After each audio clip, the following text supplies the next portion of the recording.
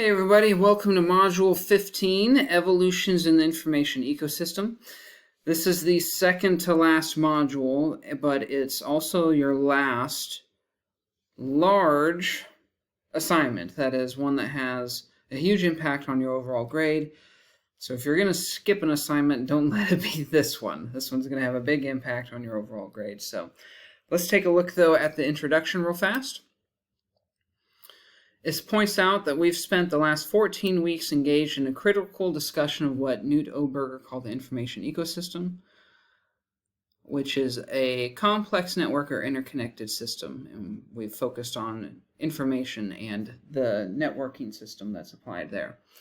This means that the information ecosystem includes the many ways in which we create and consume information each day, and so forth. The class has asked you to consider your place in the ecosystem. What kinds of information and media do you consume? How do you consume this information? How do you interact with and react to this information? How does it affect you and influence you, and why, and so forth? This week, you will learn how to better use campus library resources to locate relevant and credible research material. So there's going to be a video that's going to point out to you how you can use a database called NC Live, and it's in the FTCC library homepage, and I'll show you how to access it in just a second here. You want to pay particularly close attention to the tutorials on NC Live and opposing viewpoints. So you're going to access this database and find some articles that you can use in your paper. Finally, you will assess the state of the current information ecosystem, draw out comparisons between the current moment and the past, and speculate about the next evolutions in information creation and delivery. So, if you click on Assignment 15-1 at home in the Information Ecosystem Assessment, you're going to write a formal sourced academic essay. So we're back to that 5-paragraph essay structure, essentially. You know, an introduction, 3 body paragraphs, and a conclusion. You want it MLA styled. Your last name, page number in the top right corner. The identifying information on the first page only that's on the left there. A title that's centered.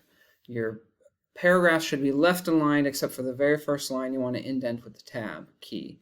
You want to double space everything. You want to cite your sources using in-text citations. So that means author's last name and page number if a page number is available. If it's a web page and there's no page number, you leave the page number out. There should be a separate works cited page at the bottom with a works cited entry there. Okay, so that's what you need to have. So you're going to write this formal sourced academic essay in which you will revisit the framing text for the course, which is Knut Oberger's The Information Ecosystem, and update it for the contemporary or present moment. Okay, they explain where Berger discusses the rise of cable, telephones, and computers, because remember this was written in 1989, you may focus on streaming, smartphones, and the internet. Essentially, you should describe the current information ecosystem. So Berger was writing about the information ecosystem during his time. You need to write about it during your time, during our time, to include how information is created and shared as well as how information is consumed. So your essays can discuss things like how the integrity of information changes when everyone has the ability to create and distribute that information. Remember, that's the democratization of authority principle that we've discussed earlier.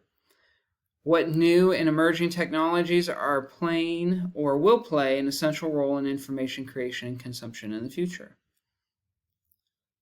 How the information ecosystem today is better than it was in the past. The dangers or the pitfalls of the contemporary or current information ecosystem, or anything else you find interesting or relevant. Now here's a sample organizational model. Remember, we've covered before how you actually go about writing a paper in some detail, but here's kind of a basic outline that the creator of the course has included. So you do need an introductory paragraph. Your introduction may summarize the original article by Berger. Introduce us to the text again. You know, say something like, in Newt O. Berger's article, The Information Ecosystem, he discussed blah, blah, blah, blah, blah, and spend a couple sentences summarizing the main points of that. Think about what was the information ecosystem like in 1989 as he presented it. How did he feel about it? What were his concerns? And then you need to make sure that you include a specific thesis that summarizes how you believe the information ecosystem has changed in the decades since then. So the thesis statement should be that last sentence of your introductory paragraph, right? Not the first, not in the middle, the last one. Start off very broadly. Here's the article that I'm talking about, the information ecosystem, and then you narrow your focus as you summarize what that article is about. And then your introduction becomes even more narrow and more focused when it reaches your thesis statement. Then you'll have a new paragraph, a body paragraph. Describe the benefits of the contemporary information ecosystem. Cite specific examples of new media and traditional media that illustrate your points. You need to have evidence. You need to cite examples. You can use examples from stuff that we've talked about and that we've used in the course already. Totally fine. Describe the potential pitfalls of the contemporary information ecosystem. Again, cite specific examples from new and traditional media, and discuss what you think the future might look like with regard to information creation and distribution. And then finally, you wrap things up in your concluding paragraph by returning again to Berger's article and drawing connections between how things were during his time and how things are in our time. You need to have a works cited page that lists all the sources you've used in your writing, including the information ecosystem and any other resources. And this is going to get us to the research part here. Your source requirements.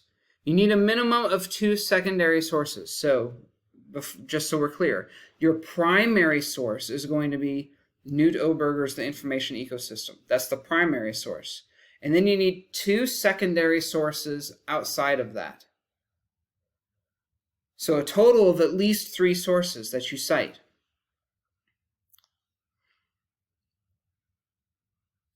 Now, here's the link for the information ecosystem, and here's the library resources, which I'll talk about in just a second.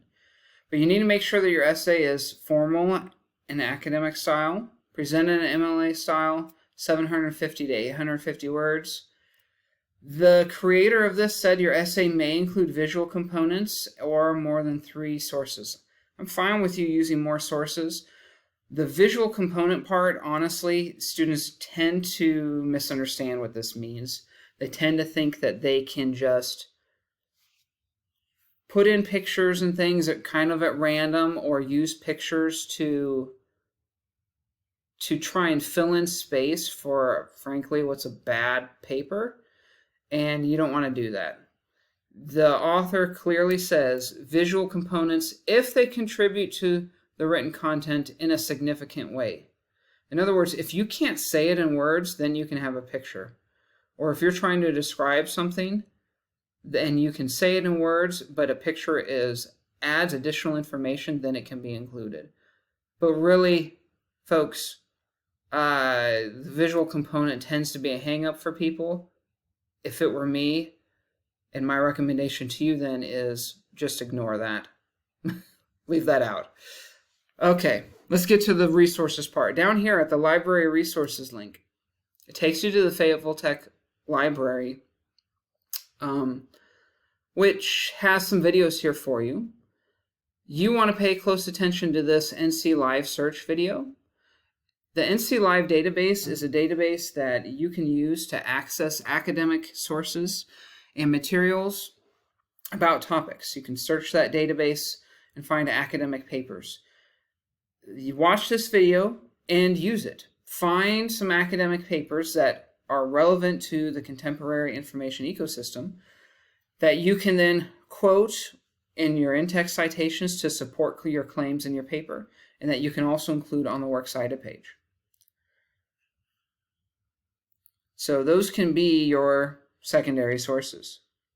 And the person also says, sorry, the person being the person who created the course, also said to watch this opposing viewpoints in context video as well, and think about how that could be applied to your paper as well. Okay, so that is the assignment. If you have any questions, make sure you reach out to me so I can give you some assistance. And of course, you'll upload your final paper here for grading. Thank you.